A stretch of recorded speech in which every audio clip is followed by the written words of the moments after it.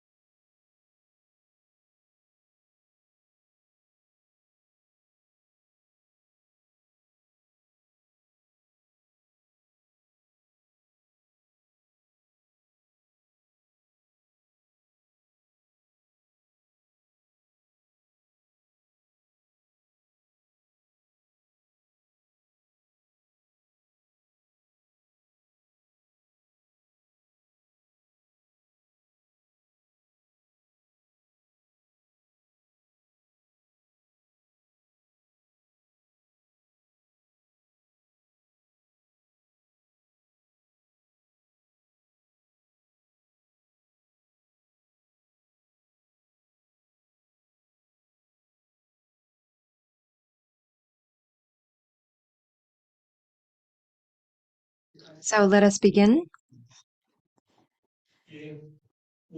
So let us begin our afternoon session. My name is the center head, Mr. Kim Sung-il. So in the morning session, we talked about how the technological development within the Industrial Revolution and how education has to go forward and how we have to shift from the paradigm of war to the paradigm of peace. So that was the overall framework. And now in the afternoon session, we also have the KDF sessions, session 1 and 2. And we'll be talking about the educators the educators who are striving for peace, of course, and how we should be gardeners for peace, as Professor Gina Tessé has mentioned. So in the first session, we will be talking about media literacy in the soil of a media foundation, how we can promote democracy and media literacy education in Korea. After a 30-minute break and recess, we will talk about how KDF in 2024 will look over how we will revitalize the location of how activists were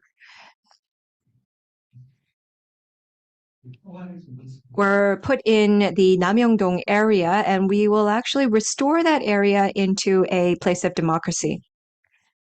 So now, first, I would like to talk about the media literacy education in the first session for the KDF session. So if you look at the leaflet, Mr. Choi Won-seok, he was a previous reporter at YTN, and he is now currently an educator for media literacy. He will be in charge of the moderating. And of course, Professor Paul Carr of the University of Quebec, Outaouais, and the chair of UNESCO-DCMÉT, and Professor Kim Kyung-hee of Hanlim University of the Media School. So please welcome them with a big round of applause. Hello. Welcome, ladies and gentlemen. I think that a lot of people are joining us offline and online. So I would now like to open the media literacy session hosted by the KDF. So thank you once again to the KDF for hosting this session. My name, as introduced, is Choi Won-seok. So I do have a master's in the media literacy, but at the moment I was studying in Finland at the Lapland University. A lot of people have asked, why not journalism? Why media education? And related to that, I think that I will talk about a little bit of myself along with some questions in the discussion part. So I think now I would like to pass it over to Professor Paul Carr from the Université du Québec. Please introduce yourself.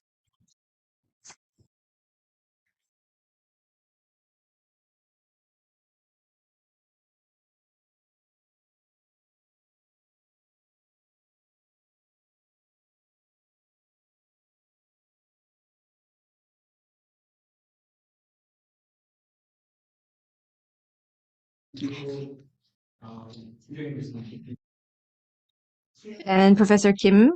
Hello, I am Professor Kim Kyung-hee at the Media School of Halim University.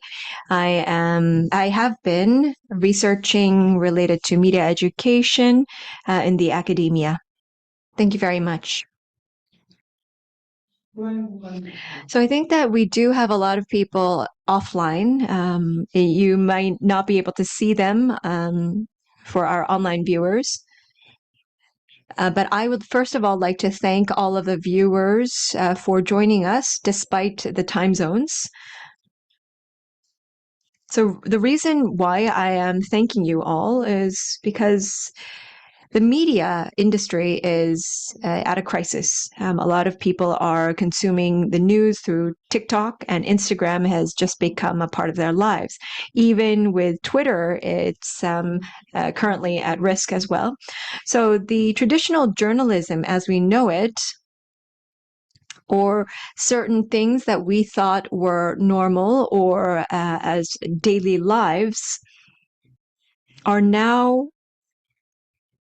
are at high risk. Even with media literacy and education of media as well is now at a turning point. So that's why I would like to thank everyone.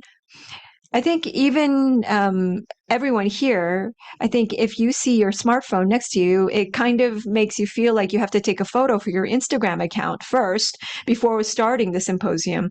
But I think that we will be able to talk about various different issues related to the media industry today. So while I discuss, I think I have asked our two speakers to deliver 20-minute presentations, and then we will deliberate afterwards for about 15 minutes each for discussions. So first, Professor Paul Carr. I think that he has brought a presentation. It's actually all-encompassing for the discussion and the presentation.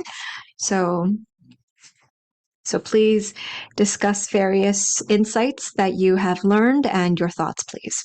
Thank you so much. Will there be access? Okay, very good.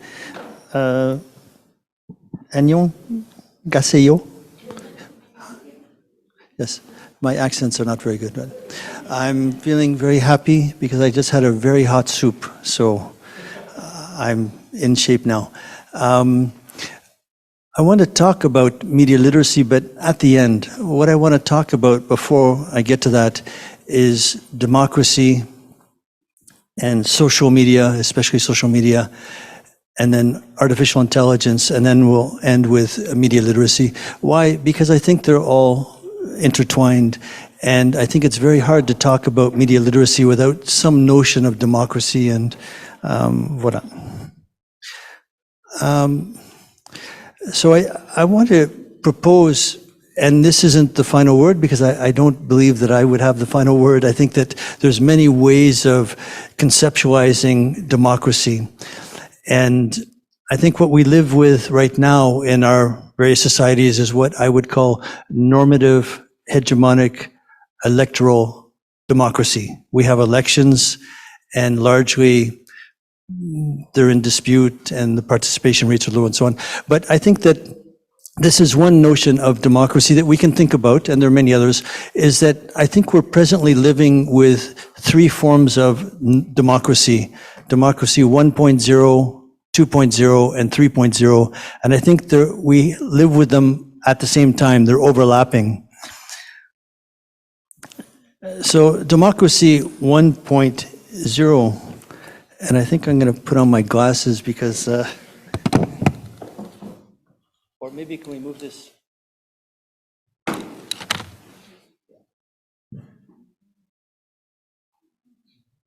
I don't need them to read from, okay. But I think that democracy 1.0, and this is really the normative form of democracy, and elections are supreme, and we have a clear hegemony, limited interest in equity, social justice, political parties are key, and we have media control, one-way media, traditional media, radio, television, newspapers, print. They're sending out messages. It's one way usually. Limited citizen participation. I'm not saying there is no citizen participation, and there are normative institutions that we have, electoral democracy and so on, patriotism, and we have war and conflict as a political leverage, as a way of manifesting this type of democracy. And we have capitalism with a human face. Democracy 2.0 is what we're living with now, what we aspire to. And we have an emphasis on elections. We have sustained but contested hegemony.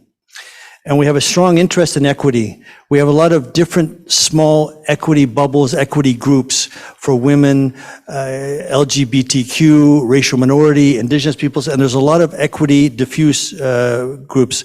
Political parties are still dominant, but there's more choice.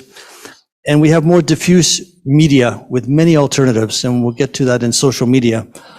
We have cross-border citizen participation. And if we think about social movements today, Me Too, Black Lives Matter, environment, indigenous, none of these would have happened without social media to some extent, to the degree that they did. We have contested institutions, and we have many fluid identities and allegiances now. So war and conflict has become much more sophisticated with drones and hacking and so on. And we still have capitalism, but with a smile. We just have to keep working. You know, it's, now, democracy 3.0, this one is tricky because it's quite dangerous and we're kind of overlapping with all three. But power is more diffuse and we have an uptick in extreme right-wing movements, ultra right-wing white supremacist movements. Voilà. And we have contested and reinforced hegemony at the same time. And we have controlled and a visceral interest in equity. We want the equity, but we're getting more controlled with 3.0. And this overlaps with media and social media and media literacy. Political parties face credibility problems. No one's really happy when a government is elected for the most part. And for example, in Canada, only 50% of people vote. In the United States, and we can see this. So there's a lot of surveillance, and we have this algorithmic media. We have controlled and uncontrolled citizen participation. We can do and say anything, but often we won't be listened to, but we can produce all sorts of movements. We have authoritarian and hegemonic regimes, and we have more enhanced media. We can connect with people around the world. We can create groups, apps, podcasts, videos, engagement, but also the hegemony has locked us down to a certain number of issues. For example, if I say to you, Justin Bieber, you know what I'm talking about. I know you do. Because And I'm not an expert, but I know so much about this young man, and he's from Toronto, or he sings and he travels on the world. And why do I know so much about him? Because he crashes through social media. Everyone has to know about him, and so on. And even our students in Montreal are very excited. If we're going to South Korea, will you see K-pop? Will you tell us about? I don't know about K-pop, but I know what it is, and so on. So, but we don't know much about Mongolia and Argentina and Senegal, so there's that hegemonic part. So war and conflict are becoming much more sophisticated, and we have neoliberalism really on steroids. We can see that you would think that we would be coming together as a world, but now there's a small number of billionaires that control most of the wealth in the world. So these three types of democracy are overlapping. We're really in 2.0, but we also have a lot of strands of 1.0, and we also have some of the 3.0 with the surveillance and so on.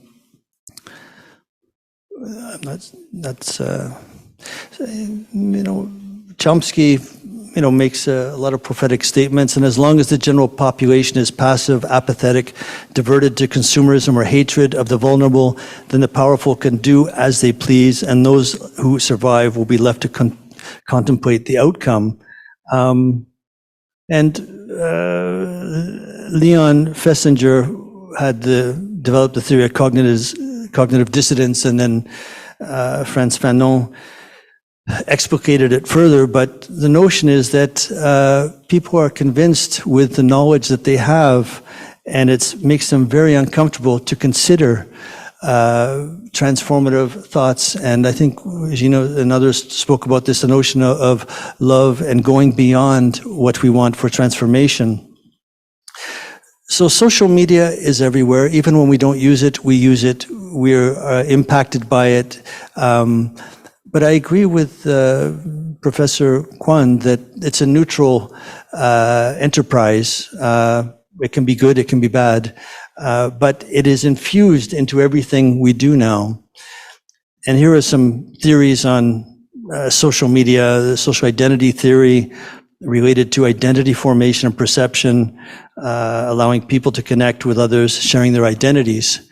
Often in social media, there's some theories by Joseph Kahn and others whereby we interact mainly with people in our own circle, our own kind of ideological, cultural, familial circle. We don't go outside. Why is that important? Because we need to have dialogue in order to break through some of the challenges and obstacles we have in life. Network theory about how networks are shaped and developed, and the potential influence that these networks have, and selective exposure theory, how users might confirm their biases with like-minded people, and so on. So there's several theories we can think about.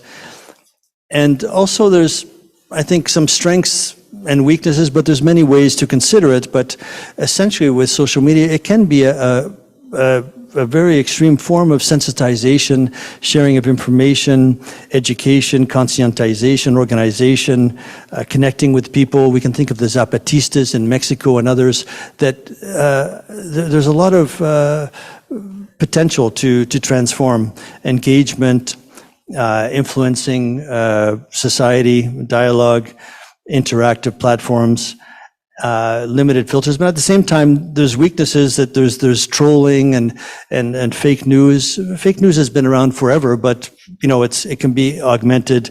Censorship, algorithms, corporate control. Ironically, with Democracy 1.0, the traditional media, we would think that few people kind of buy a newspaper or watch the news, but they circulate their news articles on different platforms, so they have a very high visibility rate. But traditional media is losing its way, because the question of journalism was raised a few minutes ago. We're all journalists. We may not think of ourselves as journalists, but we're sharing videos, we're sharing clicks, we share information. We don't know who the public is. Before we had a newspaper, you know who the editor was, you would write a letter, they might publish it. Now, we don't know who's going to interact. Even with our symposium with social media, We don't know, but there's some people from the Philippines or others, we don't know them, but they've connected and so on. So traditional media, the field of journalism has changed radically. Facebook has a huge influence in many ways, and Twitter or X, but I'll just briefly say that the Canadian government passed legislation a few months ago whereby Facebook would have to pay a revenue, some sort of contribution to Canadian media outlets because people don't advertise in the Canadian media. So what happened is that Facebook now has blocked all Canadian news. Well, who cares? What happens is that we had a huge forest fire in northern Canada, and we couldn't share news, Canadian news about the forest fire there. In our own courses, I have Facebook pages. I can't put on Canadian news. The implications are vast. Facebook and other social media companies are not regulated the way traditional media is. Media literacy is important, but what is it? We all interact with media all of the time. How do we know what we're seeing? We all have to understand, we have to ask ourselves 5 or 6 questions no matter what. Who's producing this? Why is it produced? What are the interpretations? What is the impact? Social media, for the most part, is calibrated on corporate interests and corporate algorithms. So at the same time as we use it, we may need it, we enjoy it. What is the product? It's us giving them information. This Media Smarts group in Ottawa, Canada is very good. They do a lot of media, critical media literacy work. And I think that there's a lot of media work done in schools in Canada, and some of it is critical, but for the most part, a lot of it is just learning about the media and learning about tools and instruments, but the actual critical engagement of critical media is not as emphasized. But I would recommend this website, Media Smarts. And there's also a lot of associations that we mentioned here, and a colleague of ours, Michael Hoaxman, has done good work in this area as well. Media literacy, this is mapping digital media literacy. So there are a lot of programs and a lot of outlets that are thinking about this. Artificial intelligence, and it was raised this morning, one of the concerns is that the large repertoire and archive of data and knowledge and text is largely in English, largely in the global north, largely Americanized. And it's not to say that there aren't good applications, but it's just to note that it probably isn't going to be as beneficial to marginalized groups. So how do we recognize bias and misinformation and so on? And in education, there's a lot of concern. Well, will people plagiarize? And there's ethical issues and so on. Chat GP and so on. There are a lot of applications that will assist us. I think myself that we might be exaggerating the issue of artificial intelligence as influencing us. I think the big issue is, why do we not live in a democracy? How do we cultivate a democracy? What are we going to do about poverty and social injustice and discrimination and so on, stopping war? If artificial intelligence will help us with that, then that is effective. But this is some work by Jeff Scher and another colleague at UCLA. Essentially, it's just a model of understanding critical media literacy, and I think it still holds water that all media is a social construction. It was put together by people. There's choices made.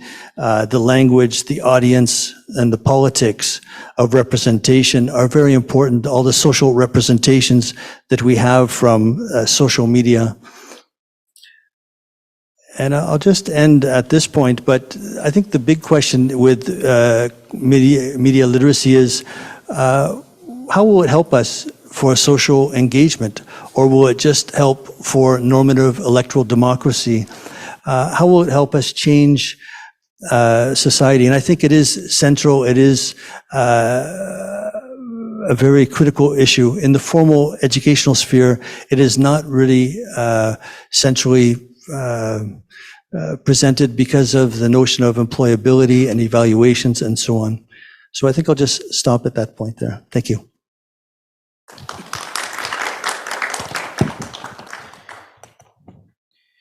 네. Yes, so he covered a wide range of topics. It was concise and comprehensive, so thank you so much, Professor Carr. As Professor Carr mentioned, so first of all, he mentioned that there are many different elements which belong to democracy 1.0, 2.0, and 3.0. And in our context, we need media literacy.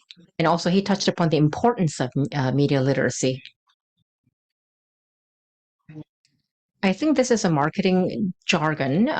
We have this term called a presumer. So people who consume media contents and also who create media contents at the same time.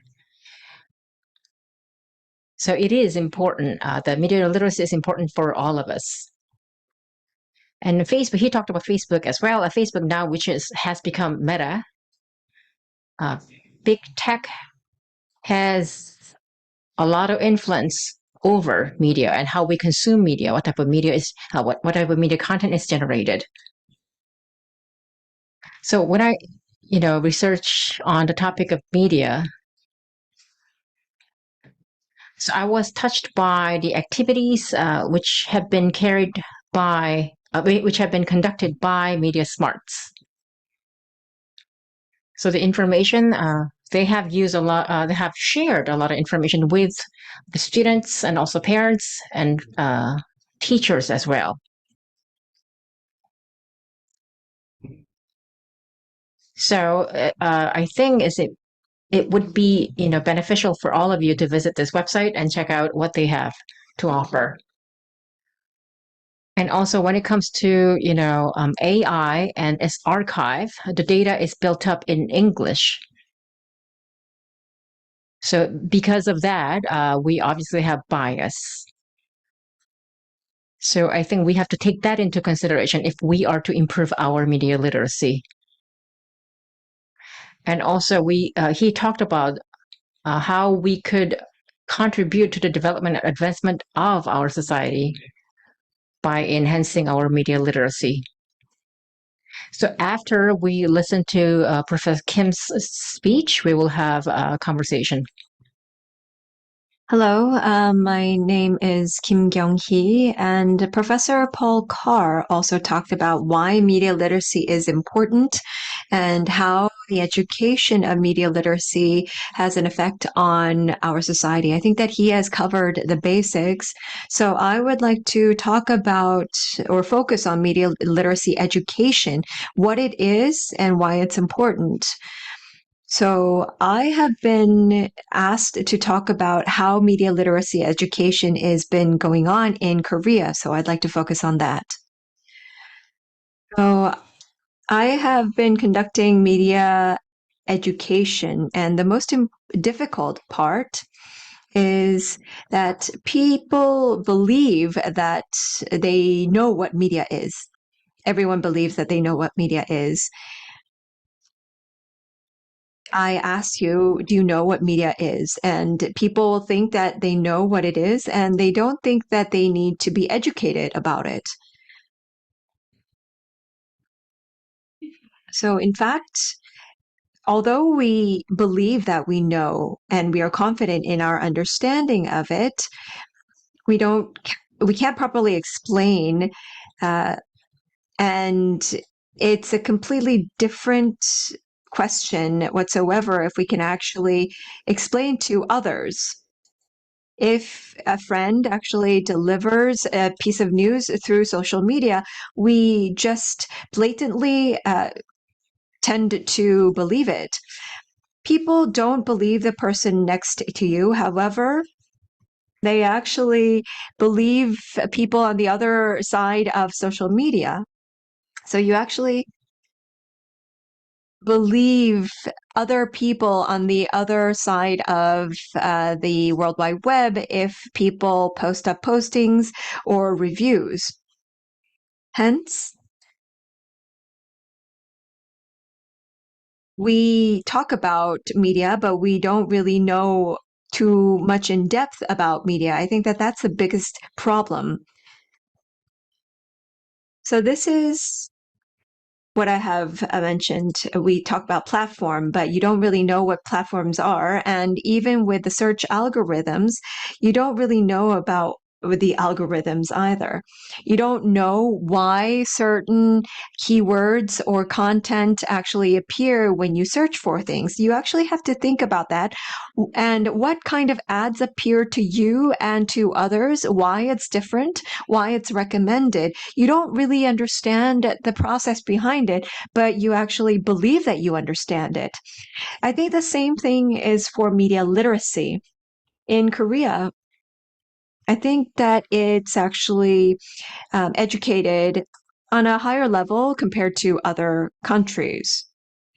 If you ask what literacy is, it's actually the ability to read and write. So if it's media literacy, it's actually the ability to understand and use media. So if you actually know how to use media, then people think that you have media literacy.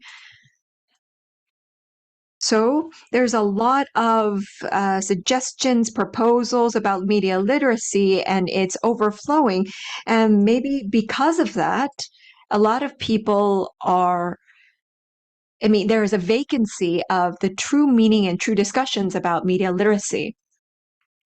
The concept of media literacy has changed over time because the media itself has changed as well.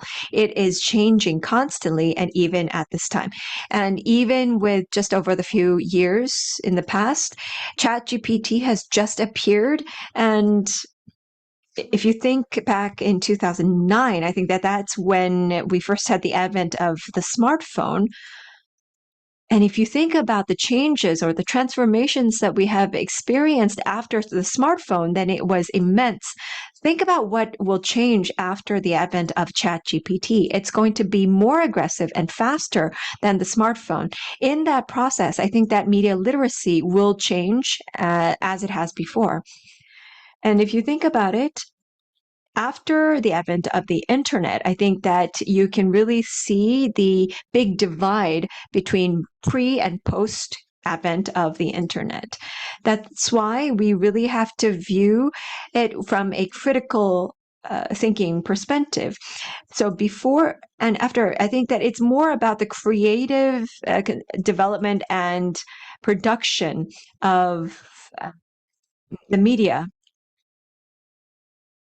So I believe that creativity is very important these days. So among the concepts of media literacy, I think that creative production is a concept that has appeared after the internet. And after social media has really come into shape and form, I think communication and participation is also something that has really surfaced after the internet. I think that these effects are also very important as an effect of media literacy. I also want to talk about some of the definitions of media literacy. There's a lot of, youth literacy, information literacy, game literacy, movie literacy, visual literacy. There's a lot of different genres. And they all fall under media literacy. So it's actually just a subcategory of media literacy. So I guess that it won't be so difficult to understand. However, digital literacy is the one that's very confusing because digital literacy and media literacy come together, but a lot of people confuse it. I personally think that there is a common ground with media literacy and digital literacy, but these two are different. Some people actually say that digital literacy also falls into media literacy. But whatever it is, if you look into the crux of the definition, then they all have the same kinds of elements. However, if you really want to show a Venn diagram, then I think that within the media literacy, I think you have the print media. Those areas don't overlap with digital literacy, but among digital literacy, I think that most of it fall under media literacy because media actually has the umbrella of communication because it's actually communication among people and devices. Most of it is media, whether it's IoT or communication between things. Even with different devices communicating with each other, I think that's all media. However, if you were to divide and categorize, there are certain areas, such as the software development, that does not fall under media literacy. So I guess that is one area that will probably be the outlier. So if you were to draw a Venn diagram, I guess that is the area that does not overlap. And now this is the concept of the media literacy based on different components. When I first talked about media literacy and digital literacy, Professor Paul Carr also mentioned that the definition and understanding of definition is also very important. In order to better understand it, I thought that having the understanding of the components is also important. So I looked up various educators, activists, as well as academia, and I looked into making surveys to dive into the definition. So you have these 4: access and control, critical understanding, social communication, and responsibility and right. So as I mentioned, there is a category pre-internet and post-internet. So I think pre-internet, as I was looking into this paper, I think that before you could have access and control, critical understanding, and social communication, what I've added is responsibility and right. So with a lot of platforms, social media coming up, we really need to think about how people are uploading their own content, and they're also infringing upon other people's rights, fundamental rights. They also are uploading their own information and data. They also need to be responsible for protecting their own rights as well. So that's why I believe that one of the key components of media literacy is responsibility and right.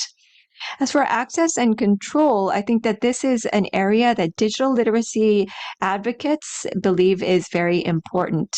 It's not just about the ability to use it, but it's also about the ability to choose various media based on their purpose and to also regulate the exposure to unintended content.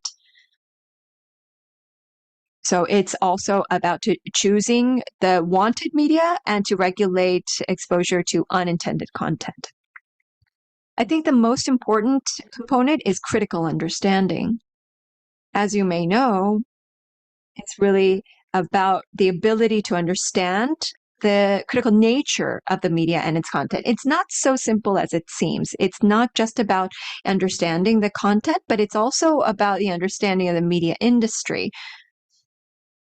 We look at newspapers and TV, but now you have a plethora of other different channels like social media, ChatGPT, various other forms of media. And now you have a sea change in the media industry. So you have to understand the ecosystem of the media industry and also how it's regulated in order to have a perspective on critical understanding. As for Korea, there's a lot of fake news and fabricated news And I think that there needs to be a distinction between fake news and a little bit of manipulated news. And there's a lot of regulations in which the authorities of the broadcasting channels are getting involved with laws and legislations. But we really need to understand all of that in order to have a true critical understanding. And in order to have that, you have to have that entire range of capabilities. So you really need to study a wide range of areas. And we're also doing a lot of democratic education at the moment. So one of the components or the capacities of media literacy is social communication. So social communication is the ability to express your own ideas, not just about creatively expressing it, but it's really about truthfully expressing your ideas, not exaggerating it, and to create and form networks, to engage and collaborate in order to solve problems. So these are some of the media literacy components. And now looking at the education on media literacy in South Korea. So this is just some of the results of what was done in Korea. And you see that the media users in Korea have been spread out for TV, newspaper, internet, and online platforms. If you look at just the 20s, they're only using 3.5 of them are using newspapers. For TV, it's 68.7%. For internet, it's 98%. Online video platforms is 86.1%. This is the OTT services or like a YouTube. And for online video news platforms is 23.3%.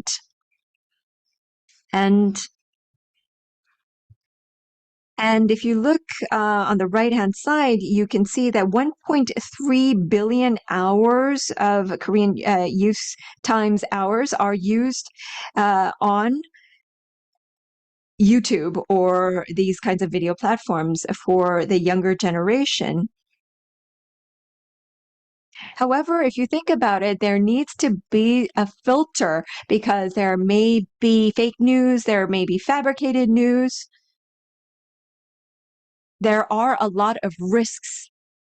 However, they're spending so much time on these platforms. That's why media literacy education is becoming so much more important.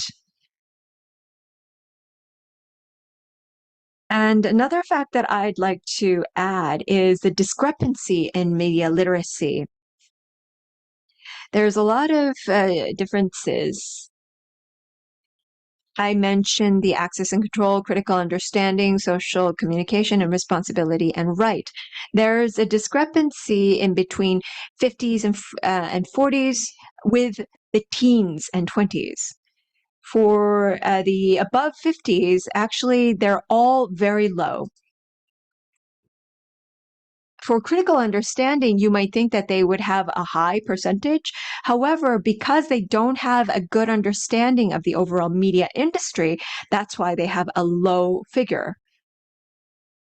And a lot of the YouTube channels, of course, are being used by the 50s and over. And that's why you can actually see why these figures are actually showing up. And even with the seniors, with maybe the 50s aren't actually seniors, but maybe the older generation for 50, 55 and over, and even with the 65 and over, Of course, for access and control, they have lower figures. Even with social communication, they fall in the figures. However, the higher the media literacy, the higher the satisfaction rate for their livelihoods and life standards. The lower the media literacy, the lower their life satisfaction as well. And even with the seniors, their sense of self and their self-worth also enhances along with the media literacy. So that's why it's very important in order to provide the basic rights of the people and also the happiness and satisfaction of the people. So I believe that that goes hand in hand. Then let's look at the limitations of the media literacy education. In 1980, the education was focused around the newspaper corporations, but now it's actually led by government agencies. So Education Ministry, as well as the Science and ICT Ministry,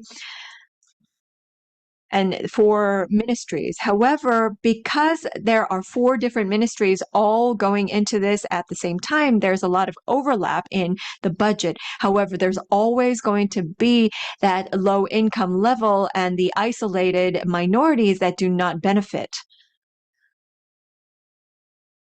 And the limitation, or the biggest limitation in the media literacy education in South Korea, is that it's too focused on capacity building. And so it's not really focused on customizing to the users. It's really about capability-centric discussions without really understanding the media itself. People really have to communicate with each other to verify with each other whether their thoughts or opinions are right or wrong. And secondly, they have to be able to discuss and educate, but it's done without considering the social context. So the government is really leading the education on a one level without considering the individual abilities.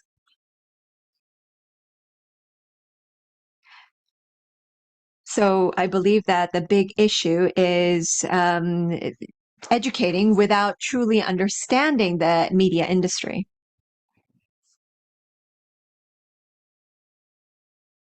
Well, thank you very much, Professor Kim. I think that we were a little bit running out of time for you because you were talking about a wide range of issues. But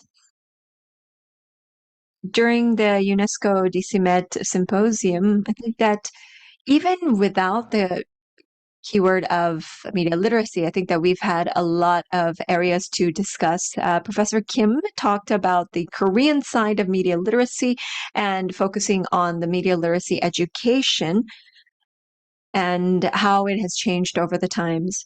I think you talked about the critical thinking, social communication, access and control, and responsibility and right. So we do have about 10 minutes for discussion. So I would like to ask questions to both professors. You can also ask each other questions too, but I would try to keep my questions short so that we can have more discussions.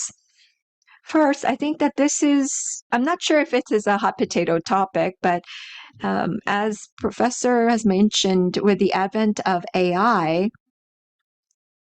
when we talk about media literacy, I think that AI is becoming a very important issue. Big tech also and social media. Unless I act as a very important actor, we always turn to the next person and blame the other person. So rather than traditional media, I think that it's really time for us to look over to other big tech companies, but if you look at some academics and some individuals, how can we really cooperate with them in order to better this industry? Professor Paul Carr? Okay, thank you so much. Before, I just want to say that the quality of the simultaneous interpretation is excellent and very much appreciated. So thank you so much. I think that artificial intelligence, and it's moving quickly, and we have access to everything, and there's many important scientific innovations. But as was pointed out earlier by Jean and others, up until now we're human beings, and we crave to have some form of human and humane contact. Although at the same time we're liquidating the world, we're eliminating species, we're eliminating languages, and we're creating this amalgam of popular culture that wipes out the world. There's so many things that are happening, but we're human beings, and so I'll answer this question directly because I like you and we're friendly and we're in a good relationship. I don't know if we have to cooperate with tech companies. What are they doing that's humane and human? And they're sending people to the moon and so on, and they're doing lots of things. They're creating applications, but I think we have to really get to the bottom of it. And the bottom of it is the corporatization, the greed, the wealth accumulation, and we cannot continue if we want to live on this planet where a handful of people control all of the resources, the decisions. And this is why I was talking a bit about democracy. It's a bit of a shell game and a sham if we are giving all of the decisions and power to a small group of people. We regulate traditional media out the door, but big tech is not regulated. Algorithms are not regulated. The news I see, I form my own opinions, and I could become delusional and totally unhinged if I kind of just live in that world. But we have to understand that these are things that are being fed to us. And so I think we have to really reassess, first of all, are we living in a democracy? And if not, how do we build a democracy? And it has to be more than elections. And if we want to live in this kind of form of democracy 3.0 with the surveillance and the thumbprints and Amazon controlling everything and Google, well, then we shouldn't expect that we'll have humane relations. And I'm not saying that big tech doesn't do good things, because there's a lot of things that, it allows us to function. But I think we really have to take a good, strong look at democracy. How do we build it? And then we can get to issues about global citizenship and dealing with global problems.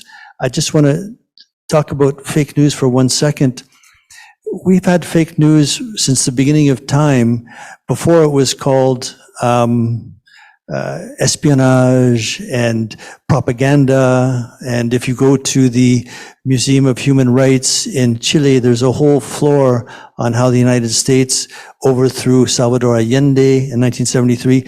That wasn't fake news. That's propaganda. It's planting stories.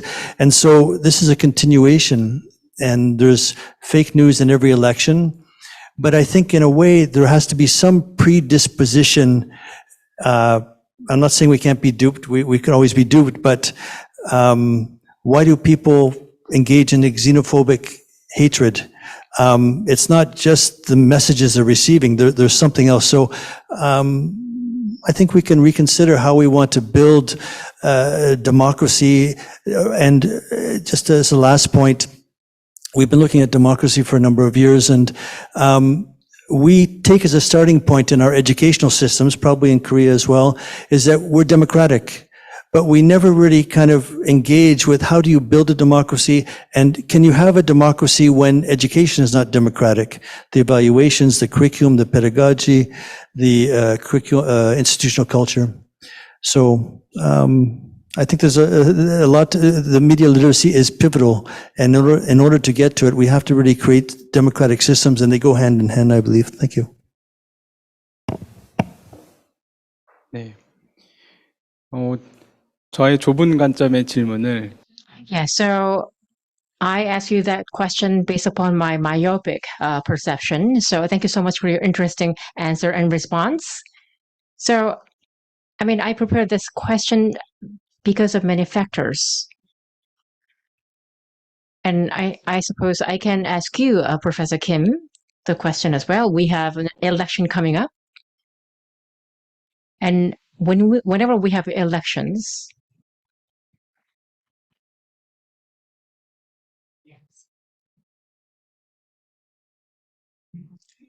so yes.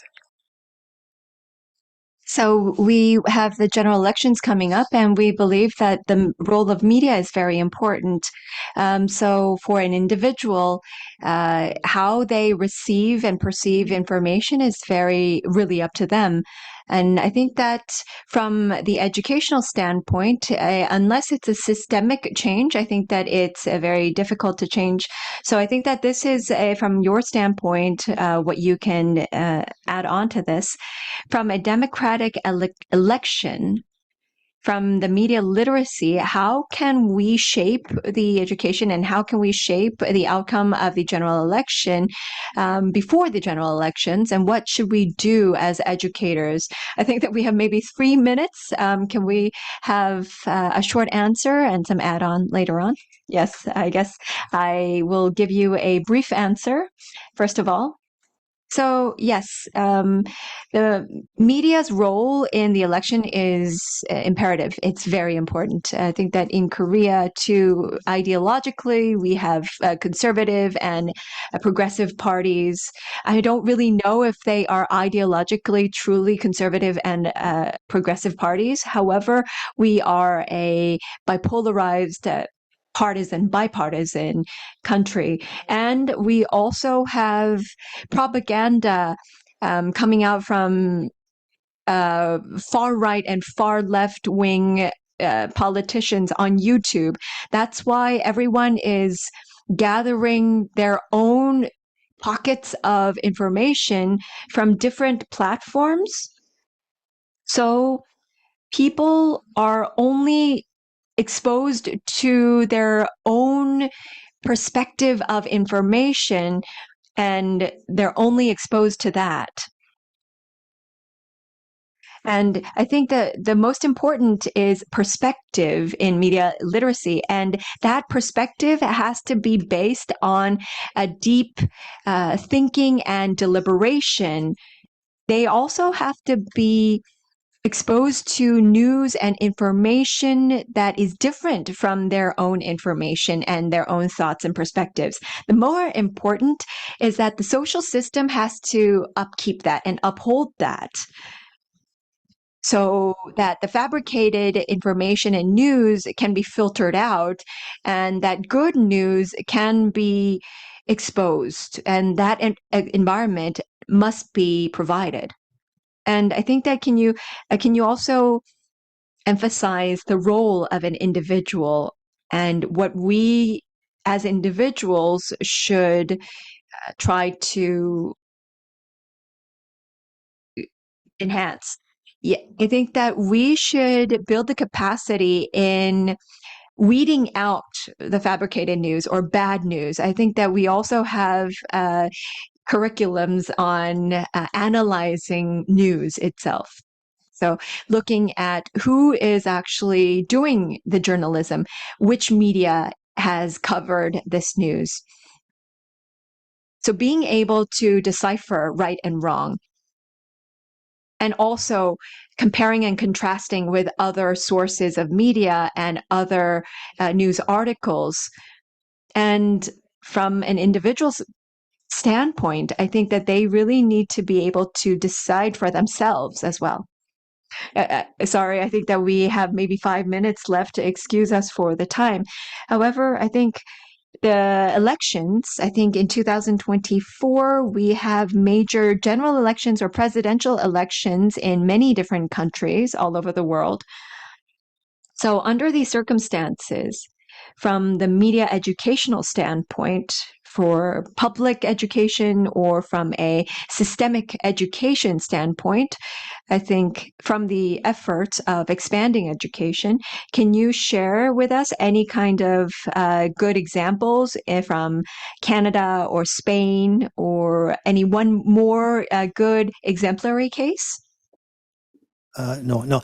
I think that there probably are many good cases, but I think what I would add is that normative elections, I think some of the things we want to be asking is, and Chomsky has also elucidated this point, is that you can say whatever you want as long as it's in a very thin goalpost. So one of the questions would be, why are so many voices excluded? Why are the choices so limited? So we can vote, but we have to vote for the Democrats or the Republicans or the conservatives or the liberals, but really they don't reflect the values and interests. And this is why so many people, especially younger people, are not as engaged. These elections are almost winner take all. My goal is to defame you, to discredit you, to humiliate you. And if I can make sure that Professor Kim does not vote and I win, well, then I win. And we haven't built a democracy. We've just made a mockery of. So I think that the question for media literacy is it democratic? Who is participating? Why do the 50% of people who do not vote, why do they not count? Why do they have no voice? I think for a democracy, we need to ensure that everyone is somehow involved. In relation to fake news, I also raised the question, not to be polemical, but what is fake news? If I read the New York Times, I might be saying, I don't know what's fake news, but I don't agree with it. It's a different perspective. So I think we want to consider, is the news meant to be deceptive, or why are so many perspectives not considered? And this is why, and I have nothing against him, I don't know about the music, but Justin Bieber is fine. But why do we not know about many other artists and movements? And the last question for these elections is, why are social movements not considered to be fully part of the engagement process? And the issue earlier was raised for women. Everyone knows that we cannot continue to do everything we're doing against women. This is a man's problem. So all the men, we have to finally say it's over. It's over. But we won't. So I think that there's no fake news, that there's a cultural issue too, that we are predisposed, feminicide and all of the bad things, harassment and sexual aggression and so on. So I think, but this is mixed up in the social media. So I agree with you, the algorithms, and sometimes this is why we see that there is more enhanced racism, visceral racism now. People have it maybe in their hearts, they don't want to do anything, but then they have license to do so. Thank you.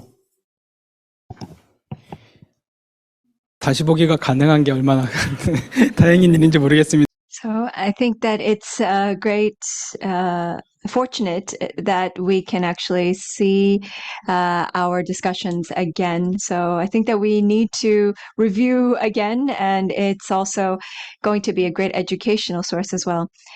Even in Korea, that a lot of the government is trying to regulate the information that's going out to the public, and the media channels are not able to outstrip that. So sometimes actually it's important to find the methodology to get out the right news. So maybe lastly, Professor Kim, you're teaching students in Korea. So from a citizen's standpoint, what do you want to emphasize from a citizen's standpoint, and what kind of teaching or learnings do you want to proceed with? So I think that I can continue on with my answer from before.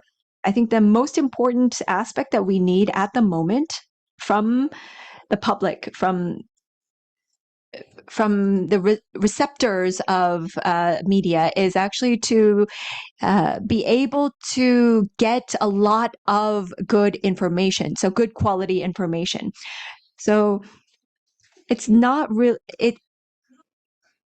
If we actually consume and like a lot of bad quality information, then that kind of bad quality information and news will be produced to a greater level. So I think that a lot of reporters are doing their best to create and write up great quality work, but a lot of that news is being disregarded and not read a lot of the time. That's why their efforts are put to waste. So I think that a lot of the activities for us is to really put a lot of emphasis on the good work that they're doing.